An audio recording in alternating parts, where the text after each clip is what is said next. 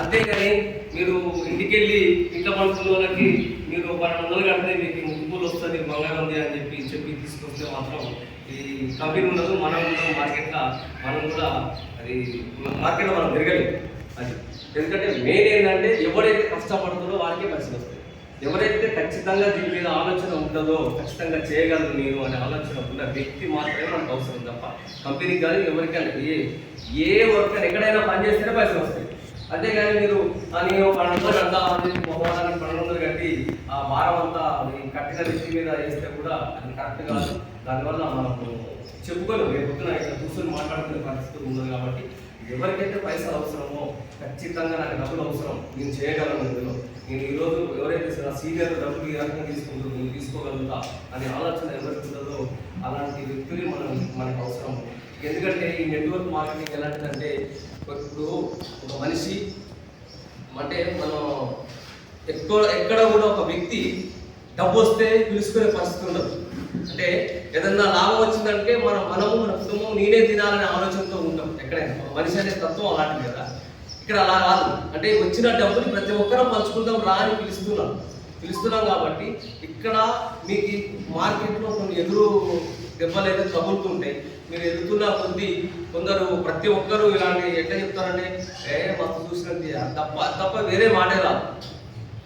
మస్తు చూసినట్టు మస్తు ఇదే డైలాగ్ మస్తు చూసినావు ఇలాంటి మస్తు వచ్చినాయి అంటే మస్తు చూసినావు కానీ నువ్వు చేసినావు అని అడగండి.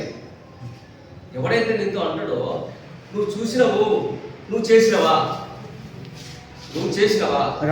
చేసి ఎంత నష్టపోయినావు, ఏ కంపెనీలో చేసినావు, ఏం నష్టపోయినావు, ఏం జరిగింది నీకు చెప్తే మేము కూడా నేర్చుకుంటామన్నా మేము అని చెప్పి అడగండి.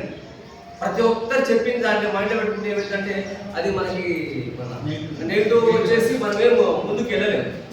అంటే ఇక్కడ ఏదైతే ఉందో మనం ఏదో మన చైన్ బిజినెస్ కాదు, లేకపోతే ఎక్కడో ఏదో మన ఎవరినో మోసం చేసే విధానం కాదు. అంటే బంగారం వస్తువుని మనం డబ్బు ఇచ్చి బుక్ చేసుకుంటాం. కొంత డబ్బు ఆ వస్తువుని బుక్ చేసుకుని ఆ వస్తువుకి ఇన్స్టాల్మెంట్లో అమౌంట్ కట్టే బదులు ఇన్స్టాల్మెంట్ డబ్బులు కట్టుకుంటే ఆ వస్తువు నీకు వస్తుంది. అయితే ఆ అమౌంట్ బదులు ఏం చేస్తున్నామంటే రిఫరెన్స్ ఇస్తున్నాం. అయ్యా నాకు ఈ డబ్బులు నేను కట్టలేను, ఇంత అమౌంట్ నేను ఈ వస్తువు నాకు అవసరమే కానీ నీ ఇంత అమౌంట్ నేను కట్టలేను కాబట్టి నా డబ్బుల బదులు నేనొక వ్యక్తిని తీసుకొచ్చి నీ కంపెనీకి పరిచయం చేస్తున్నా, నాలుగొక వ్యక్తిని నేను తీసుకొచ్చి నీకు ఇస్తున్నా కాబట్టి నాకు ఈ రకంగా నేను రేపు నా వస్తువు నేను పొందగలుగుతా అనే ఆలోచనతోటి అలా చేసుకుంటూ వస్తేనే ఆ వస్తువు మనకు ఇస్తుంది. అది ఆ వస్తువుని మనం తీసుకోగలుగుతాం. అక్కడ ఒక వస్తువుతో తయారైన బిజినెస్ మనం ఎక్కడ ముక్కు పుడుకకి ఒక 1200 కడుతున్నాము, అది ముక్కు పుడితే 1200 కడుతుంటే మిగతాయి మనకు ఒక 4 ఐటమ్స్ ఫ్రీగా ఆటోమేటిక్గా వచ్చేస్తున్నాయి. అంటే నీ డబ్బు ఏ రకంగా ఆ వస్తువుకి వెళ్ళిపోతున్న విషయం మీకు ఎవరికి తెలియదు. అంటే ఇక్కడైతే నువ్వు ఫుల్ఫిల్ అవుతావో, ఇక్కడైతే మార్కెట్లో నువ్వు ఎక్కడైతే కరెక్ట్ ఫుల్ఫిల్ అయ్యి నువ్వు కరెక్ట్ చేయగలుగుతావో ఇక్కడ చేయగలిగితే మిగతా అమౌంట్ ఏ రకంగా కట్టాల్సిన అవసరం లేకుండా నువ్వు ఖచ్చితంగా లాస్ట్ ఐటమ్ ఏదైతే నెక్లెస్ ఉందో 1,60,000 వాల్యుబుల్ ఐటమ్ ఉందో ఆ ఐటమ్ దగ్గరికి నువ్వు 1,97,000 ఐటమ్ దగ్గరికి ఆటోమేటిక్గా ఇక్కడి నుంచి వెళ్ళిపోతుంది. ఇక్కడ నువ్వు ఫుల్ఫిల్ అయితే ఆటోమేటిక్గా నువ్వు అక్కడికి వెళ్ళిపోతావు.